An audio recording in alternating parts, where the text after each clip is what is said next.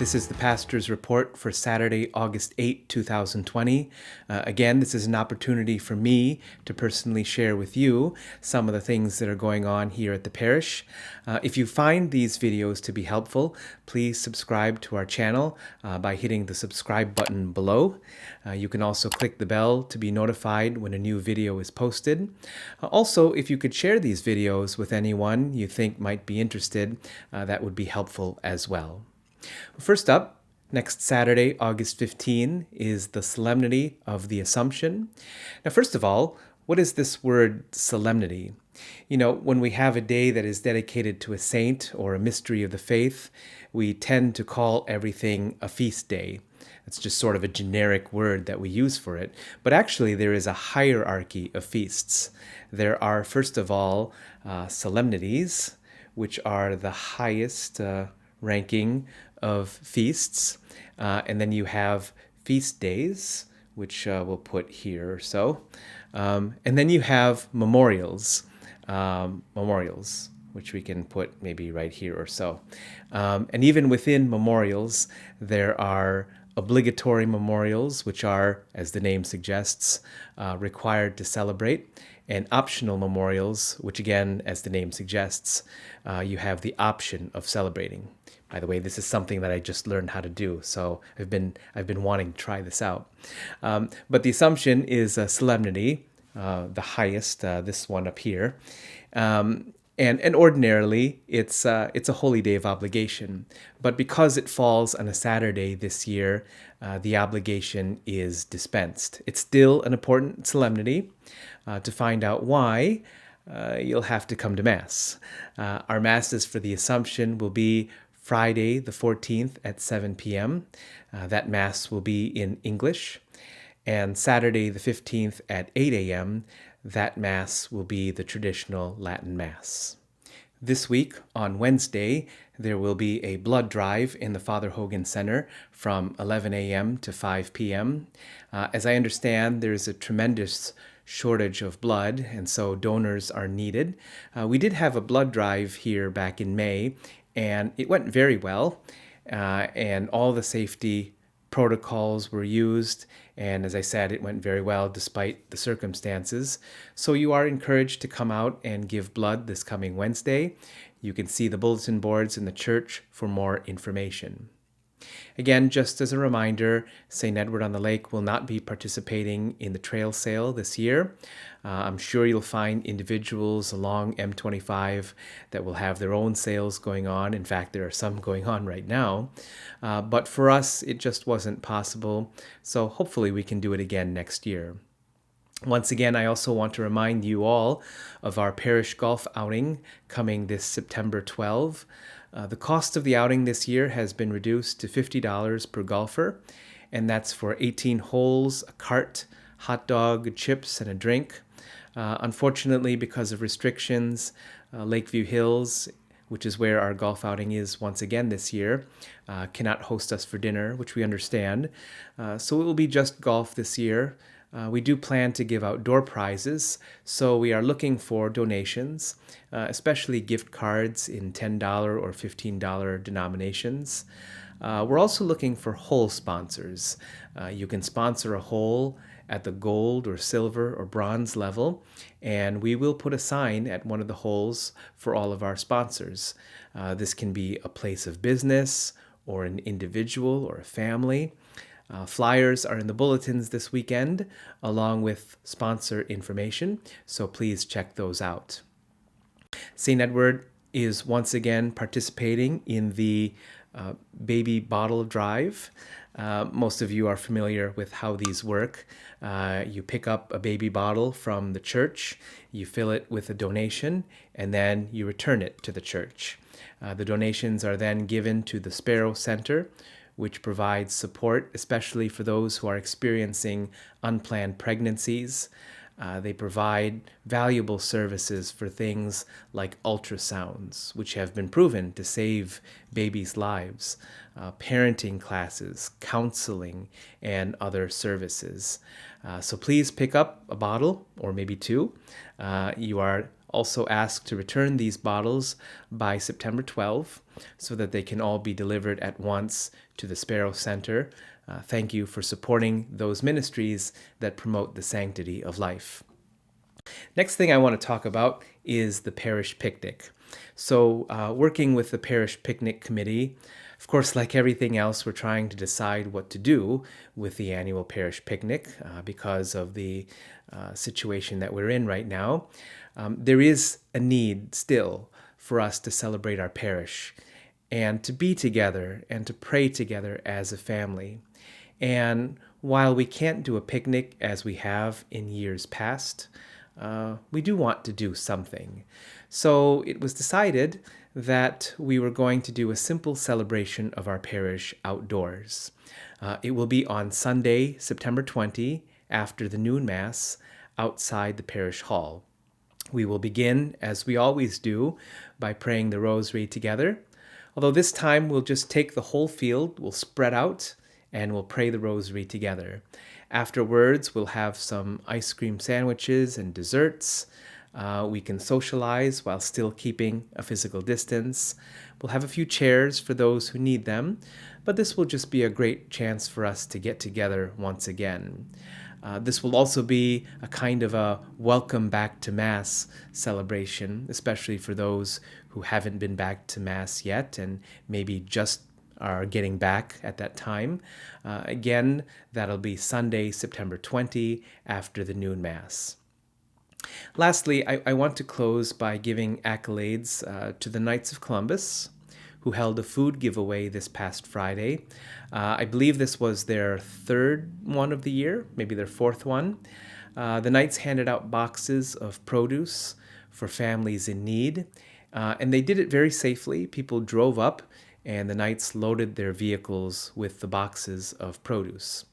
I talked to Mike Warfel, who is the Grand Knight of our council here at St. Edward, and here is what he had to say about the food giveaway. We welcome families to come and we're trying to do it once a month. So if you just keep track of our calendar here, we'll let you know at least a few weeks ahead of time. 2 boxes of produce per family, all fresh produce from Eastern Market. We're more than welcome any community people that like to come out and help and get something for the family. So Knights of Columbus at Lakeport. Thanks. So thanks again to all of our Knights for your presence in our community. This is something that they will continue to be doing in the future, so keep your eyes and ears open. And if you want to be involved, please contact the Knights to see how you can help. I'd like to close this week's pastor's report with a reflection on one of my favorite saints, St. John Vianney, whose memorial we celebrated this past Tuesday, August 4. He's one of my personal favorite saints, not only because he is the patron saint of all priests, especially parish priests, but also because he is simply a wonderful model of the priesthood, but also a wonderful model of holiness. So St. John Vianney was born in Lyon in France in 1786, growing up during the French Revolution, which was a time of tremendous persecution against the Catholic Church. He was, however, brought up in his faith, and he knew early on that he wanted to become a priest. However, he was not a very good student at all, but his determination and, more importantly, his holiness and his life of prayer helped him to become a priest in the year 1815. 3 years later, he was assigned to be the curé, or the pastor, of a small town in eastern France called Ars, which is why sometimes he is called the curé of Ars. This is where he spent his priesthood until his death in 1859, after caring for countless souls through his simplicity and holiness. There are many examples of his simplicity. One of them is that he owned only one cassock, which he wore every day, even until it became torn and tattered. And even afterwards, he still continued to wear it. Well, the generous people of Ars finally gave him another one, but it was only later on in his life that he finally wore it. He rarely ate anything more than boiled potatoes and milk. He often denied himself sleep, choosing instead to pray in front of the Blessed Sacrament, in front of the tabernacle. As far as penance, he practiced severe mortifications. Now, why did he put himself through all of this? Why did he put himself through all of these penances and mortifications? Well, because for him, only one thing mattered: the salvation of souls, especially the souls that were entrusted to his care. He knew that many people in the town chose to pursue the pleasures of the world rather than come to Mass. And so he prayed and did great penances for them to return to Mass. There's also a great story about his entrance into Ars. So after he was assigned there, after he was sent to the parish, he was struggling to find the small town. And as I remember in the story, it was very cloudy when he was traveling to Ars by foot. And it just so happened that he came across a young shepherd boy. And he asked the boy, how do I get to Ars? Well, after the boy had told him the way, how to get there, St. John Vianney said to him, "You have showed me the way to Ars. I will show you the way to heaven." And that's what he did throughout his life as a priest and now as a saint. He showed people the way to heaven. I had the privilege of being in Ars in the year 2005, and there's a monument there that commemorates this encounter that St. John Vianney had with the young shepherd boy. And it's one of the most favorite places that I've ever been. Just to be there in that small town where St. John Vianney spent his priesthood. His holiness is still very present there. I remember spending many hours in the basilica there, which is connected to the original church, which is still there, praying in front of the incorrupt body of St. John Vianney. I felt like I never wanted to leave there. I was a seminarian at the time, and I just remember praying to become a priest, just like St. John Vianney. It is said that St. John Vianney stayed up all night in front of the Blessed Sacrament, praying for his people, and that he would spend as much as 16 hours a day hearing confessions, because people would come from all over France to see this holy priest. St. John Vianney wasn't considered a genius in the eyes of the world. He was a priest who won souls for Christ through prayer, penance, and holiness. And there was nothing soft about him. He not only did hard things for souls, but he preached hard things. He challenged his people very vigorously because all he desired was their salvation.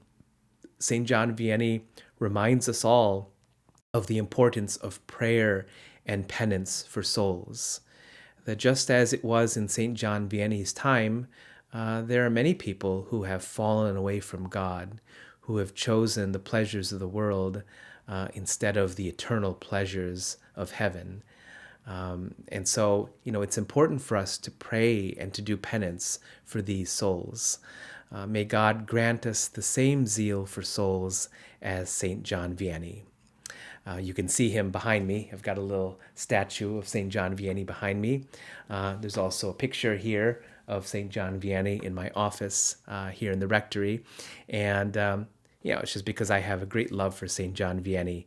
And I would encourage you this week to pray for vocations.